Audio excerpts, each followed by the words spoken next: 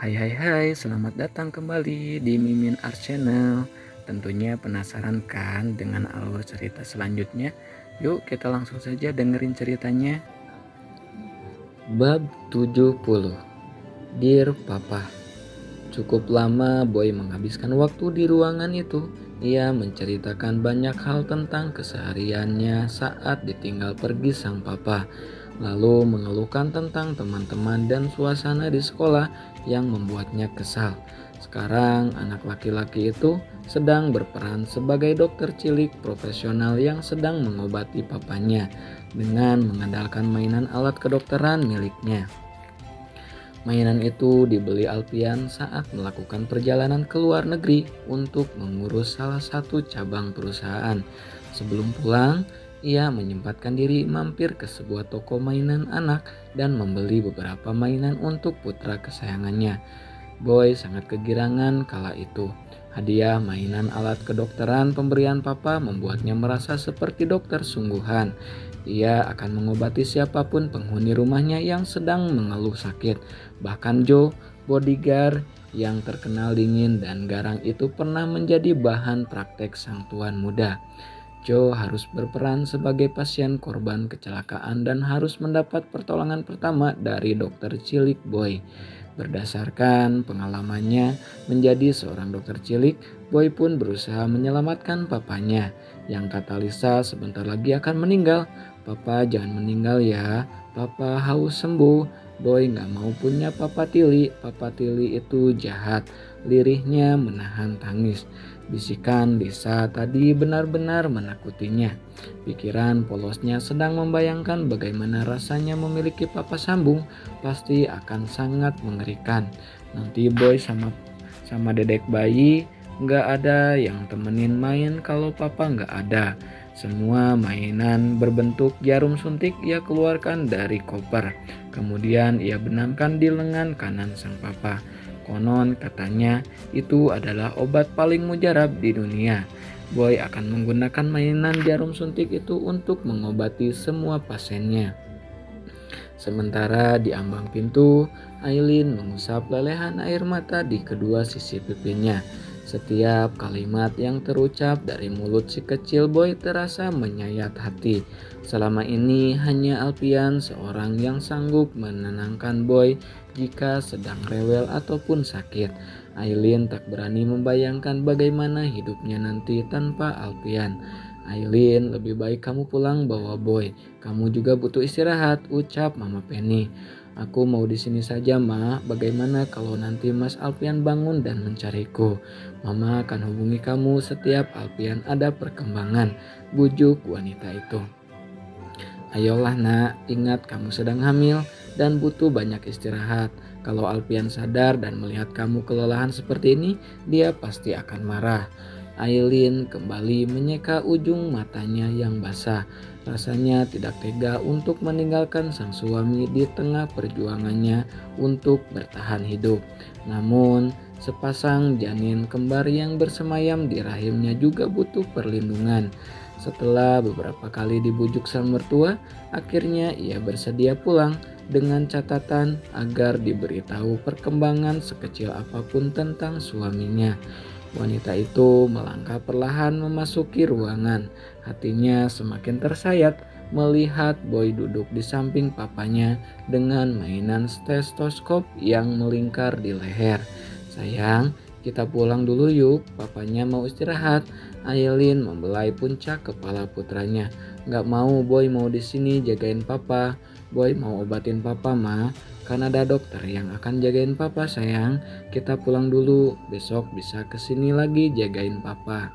Bibir mungil balita itu mengerucut, sorot matanya tertuju pada wajah pucat sang papa. Janji besok kesini lagi temenin papa. Iya sayang, mama janji, papa juga mau istirahat. Akhirnya anak lelaki itu luluh. Sebelum turun dari kursi, ia menciumi punggung tangan dan juga pipi papanya. Berharap serangkaian pengobatan yang ia lakukan tadi dapat membantu untuk menyembuhkannya. Lobot-lobotannya di sini saja, gantiin buat jagain papa, boleh kan Ma? Tanyanya seraya meletakkan dua mainannya. Boleh sayang. Boy kembali melirik sang papa. Papa, Boy mau pulang dulu ya. Papa boleh pinjam lobotan-lobotan punya Boy. Nanti Boy bawain mainan yang banyak lagi buat papa. Rasanya Aileen benar-benar tak dapat menahan air mata, tetapi sebisa mungkin ia menyembunyikan agar si kecil Boy tidak melihat. Setidaknya ia harus selalu terlihat kuat di mata putranya. Mas, kamu lihat kan? Aku dan Boy berharap kamu segera sadar dan kita bisa bersama lagi seperti biasa. Aku akan selalu menunggu kamu. Sebelum meninggalkan ruangan itu, ia memendamkan ciuman di kening Alpian, membisikkan sebaris doa dan harapan. Malam semakin larut, hanya ada kesunyian yang menemani. Gali duduk seorang diri dengan punggung bersandar di kursi. Ia baru saja berhasil membujuk Mama Penny dan Oma agar mau pulang. Setidaknya mereka bisa menjaga Alpian secara bergantian, sebab Gali harus bekerja di siang hari. Menghembuskan napas panjang, Gali mengeluarkan ponsel dari saku jaket, baru membuka kunci layar. Deretan pemberitahuan bermunculan, ada puluhan panggilan tak terjawab dan juga beberapa pesan. Salah satunya berasal dari Riana yang harus menggantikan Gali dan Alpian keluar kota. Maaf, aku tidak bisa menemani kamu keluar kota. Isi pesan Gali disertai emosi sedih. Sebelumnya ia telah berjanji akan keluar kota bersama Riana. Namun kondisi Alpian yang tak kunjung membaik membuatnya urung. Mau tak mau, Riana harus keluar kota dengan staf lain. Lelaki berparas tampan itu menunggu beberapa saat hingga menerima balasan pesan. Ya tidak apa-apa, kabari aku setiap ada perkembangan dari Alpian. Ya sayang, hati-hati ya. Maaf, untuk sementara kita harus sembunyi-sembunyi seperti ini. Tidak apa-apa, aku mengerti. Ia tersenyum setelah menerima pesan terakhir. Lantas memasukkan ponsel ke saku dan kembali bersandar sambil memejamkan mata. Oma sama Tante Penny sudah pulang. Sapaan Pero berhasil mencuri perhatian Gali. Sudah, tadinya mereka mau menunggu di sini, tapi aku minta mereka untuk pulang, biar bisa gantian jaga besok. Senyum tipis terbit di sudut bibir merah muda sang dokter. Ia mendekat dan duduk tepat di sebelah Gali. Alpian pasti bisa melewati semua ini. Ya, aku tahu dia sangat kuat. Lagi pula dia tidak akan rela meninggalkan istri dan anaknya, ucap Gali. Dan bagaimana dengan kamu? Pero menggenggam tangan Gali. Namun lelaki itu segera menarik tangannya dan memberi jarak di antara mereka. Per, tolong jangan bahas lagi. Aku sudah nyaman dengan hidupku yang sekarang. Tapi Gali, kita sudah berakhir. Potongannya cepat. Lalu berdiri meninggalkan tempat duduknya. Selamat malam, aku mau ke dalam lihat Alpian dan membuat perhitungan dengannya. Tanpa menunggu lagi, Gali masuk ke kamar, meninggalkan Pero seorang diri di sana. Wanita itu hanya dapat menatap pintu ruangan dengan mata berkaca-kaca. Sementara Gali memilih duduk tepat di sebelah Alpian, menatap nanar wajah pucat itu. Keadaan seperti ini bukanlah yang pertama bagi Alpian. Ia sudah pernah mengalami kejadian serupa sebelumnya. Tak sadarkan diri selama beberapa hari dan ketika terbangun ia kehilangan sebagian memorinya. Beruntung kala itu dukungan keluarga membantunya untuk bangkit dan mulai mengingat hal-hal yang berlalu. Bro, masa kamu mau menyerah begitu saja? Kasihan anak-anakmu, Boy butuh kamu, apalagi sekarang Aileen hamil anak kembar. Kamu tidak kasihan dengan mereka? Gali menatap mainan robot-robotan yang tadi diletakkan Boy di samping sang papa. Ada senyum tipis di sudut bibirnya memikirkan betapa menggemaskannya keponakannya itu. Di mata Boy kamu seperti superhero, dia sangat memuja-mujamu. Bayangkan akan sesakit apa dia kalau kamu menyerah. Dan Aileen, dia akan jadi janda kaya. Akan banyak laki-laki di luar sana yang mengincar dia. Kamu tidak takut? Ia menatap sepupunya yang tak kunjung memberi respon. Berharap alam bawah sadar Alpian dapat mendengar semua ucapannya. Dulu saat pertama kali mengalami koma, Alpian terbangun setelah Gali berhasil menakutinya dengan berbisik bahwa Mama Penny mungkin akan menikah lagi. Alpian yang sangat posesif terhadap sang mama pun terbangun. Beberapa jam setelahnya, Gali berharap keajaiban serupa akan terjadi kali ini. Materi nonapak yang kamu perjuangkan mati-matian itu akan dipakai Aileen dengan laki-laki lain dan mungkin akan dapat nilai A+, bukan lagi nilai E. Dan satu lagi, Boy akan memanggil papa laki-laki lain. Kamu tidak cemburu memikirkan semua itu.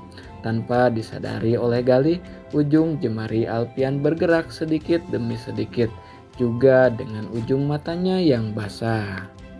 Nah, segitu dulu ya bab 70-nya.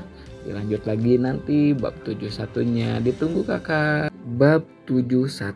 Siapa kamu? Aileen sedang mengganti pakaian putranya dengan piyama. Sejak pulang dari rumah sakit, Boy terus berceloteh dan mengungkapkan kemampuannya menjadi seorang dokter.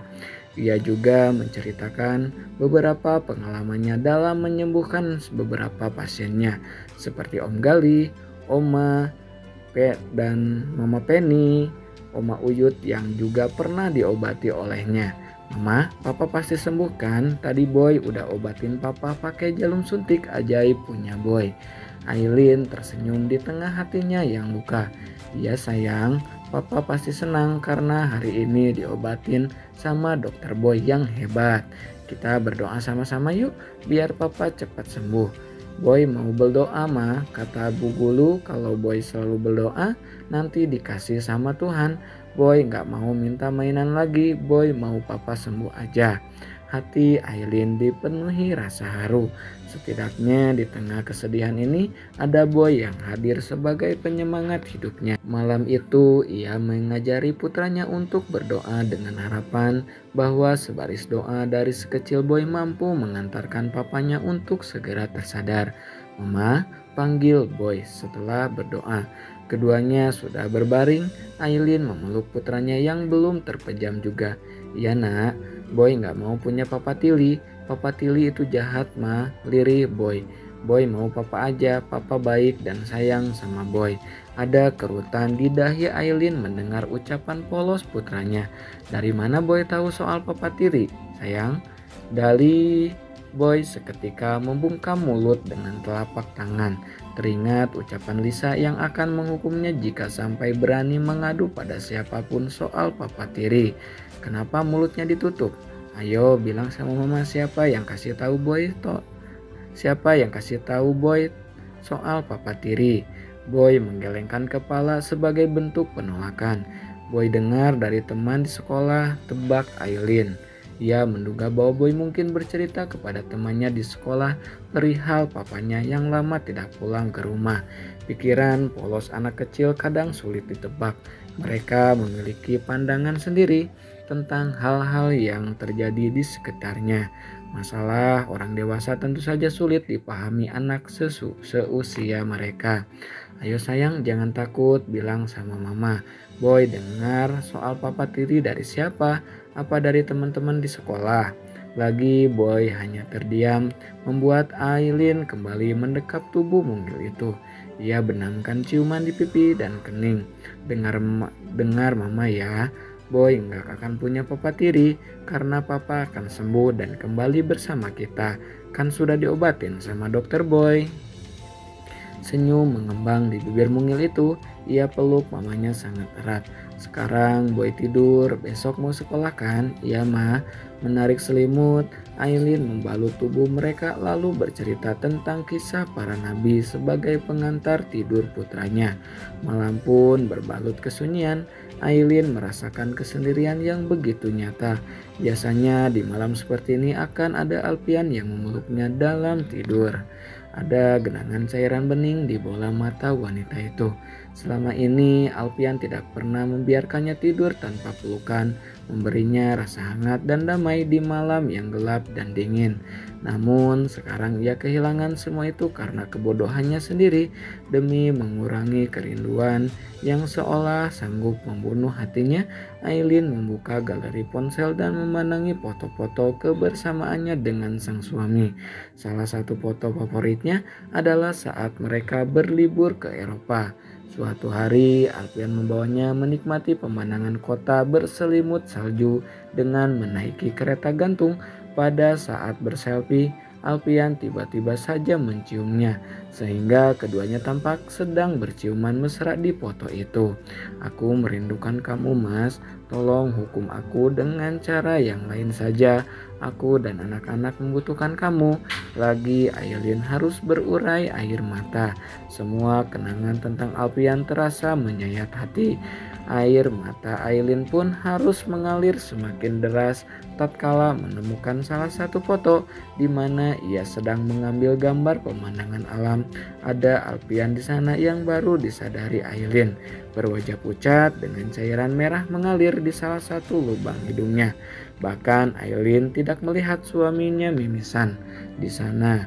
Kenapa aku sebodoh ini? Kenapa aku tidak pernah menyadari semuanya? Dia sudah memberiku cinta yang begitu besar, tapi kenapa aku masih ragu hanya karena dia tidak pernah menyatakan cintanya padaku? Puas melampiaskan semua kesedihan dan kerinduan dalam tangis, ia meletakkan kembali ponsel ke atas meja. Kedua tangannya mengelus perut siang yang masih rata. Andai Alpian terbangun, ia pasti akan jadi orang paling bahagia di dunia. Memiliki anak kembar memang selalu terselip dalam doanya. Hai sayang, kalian sehat-sehat ya. Semoga papa cepat sembuh dan bisa kembali bersama kita. Pagi harinya, Gali masih terlelap ketika indera pendengarannya menangkap suara lenguhan kecil. Kelopak matanya yang masih dikuasai kantuk itu terbuka secara perlahan. Melirik ke arah tempat tidur, ia melihat adanya gerakan kecil dari Alpian. Al, kamu sudah sadar? Gali yang sedang berbaring itu langsung bangun dan mendekati ranjang pasien. Alpian masih terpejam, namun bibirnya mengeluarkan suara lenguhan. Juga kelopak matanya yang bergerak-gerak dan menunjukkan tanda akan terbangun. Al, panggil Gali sekali lagi. Sambil mengusap bahu sang sepupu, kamu bisa dengar aku. Tak ada sahutan dari Alpian melainkan hanya sebuah lenguhan panjang. Perlahan matanya yang sayu mulai terbuka dan mengerjap berulang-ulang dengan sangat lemah. Sekeliling masih tampak memburam dalam pandangannya. Bahkan wajah Gali belum terlihat jelas. Aku di mana? Suara Alpian nyaris tak bertenaga hingga Gali harus membungkuk untuk bisa mendengar. Kamu di rumah sakit, bisik Gali. Dengan gerakan cepat menekan alarm pemanggil yang tersedia tepat di samping tempat tidur. Sambil menunggu dokter, ia akan berusaha untuk tetap menjaga kesadaran Alpian dengan mengajaknya berbicara. Aku kenapa? Kamu habis pingsan di bandara. Saat kita mau keluar kota, kamu bisa ingat. Sebelah tangan Alpian terangkat untuk memijat kepala yang terasa berdenyut. Sesekali ia tampak mendesis. Kepalaku sakit sekali, keluhnya. Tunggu, dokter pasti segera ke sini. Mama dan Oma, ucapnya masih dengan suara lengah. Tenang saja, Tante Penny dan Oma baik-baik saja. Mereka sudah tahu kamu dirawat di sini. Baguslah. Kamu butuh sesuatu. Mau aku panggilkan Aileen dan Boy? Tanya Gali. Ada kerutan di antara kedua alis tebal Alpian. Namun tubuhnya terasa lemas tak bertenaga. Setelah menunggu beberapa menit, tim dokter dan beberapa perawat memasuki ruangan. Pero tampak terkejut sekaligus takjub melihat Alpian sudah membuka mata. Mereka langsung melakukan pemeriksaan secara menyeluruh demi memastikan kondisi pasien stabil. Sesekali mereka tampak berdiskusi dengan serius atau menanyakan sesuatu kepada Alpian. Namun Alpian yang baru tersadar belum dapat berkomunikasi dengan baik. Biarkan dia istirahat dulu, dia tidak boleh kelelahan, ucap dokter Pero setelah menyuntikkan obat melalui selang infus. Galdi hanya menyahut dengan anggukan kepala, tapi Alpian sudah membaikkan. Ya, dia sudah melewati masa kritisnya, tapi aku dan tim dokter akan terus memantau perkembangannya. Semoga Alpian bisa melewati semua ini seperti dulu. Seulas senyum tipis terbit di sudut bibir Galdi, membuat dokter Pero mengalihkan pandangannya ke arah lain. Senyum lelaki itu selalu mampu melelehkan hatinya. Terima kasih Per, sama-sama. Kamu sudah hubungi Aileen. Dia harus tahu kondisi suaminya sekarang. Ah iya, aku hampir lupa. Permisi sebentar. Galih merogok saku celana dan mengeluarkan ponsel dari sana. Berjalan membelakangi sang dokter menuju balkon rumah sakit. Pero hanya dapat memandangi punggung tegap lelaki itu. Segala penolakan Galih berhasil meluluh lantahkan hatinya. Kenapa aku bisa menyanyiakan orang sebaik kamu? Aku yang bodoh karena terlalu lama terpaku pada seseorang yang hanya menganggapku sebatas teman. Pero membalikkan tubuhnya dan menatap Alpian. Suara deringan ponsel berhasil membangunkan Aileen yang masih tertidur. Perlahan ia membuka mata dan menyambar ponsel dari meja. Begitu melihat nama sang pemanggil, jantungnya berdebar cepat antara takut dan penasaran tentang apa yang membuat Galih menghubunginya sepagi ini. Takut jika Galih membawa kabar yang akan menjatuhkan air matanya, khawatir jika sesuatu yang buruk baru saja terjadi pada suaminya. "Ya Kak Gali," ucap Aileen setelah panggilan terhubung. Suaranya bahkan terdengar gemetar.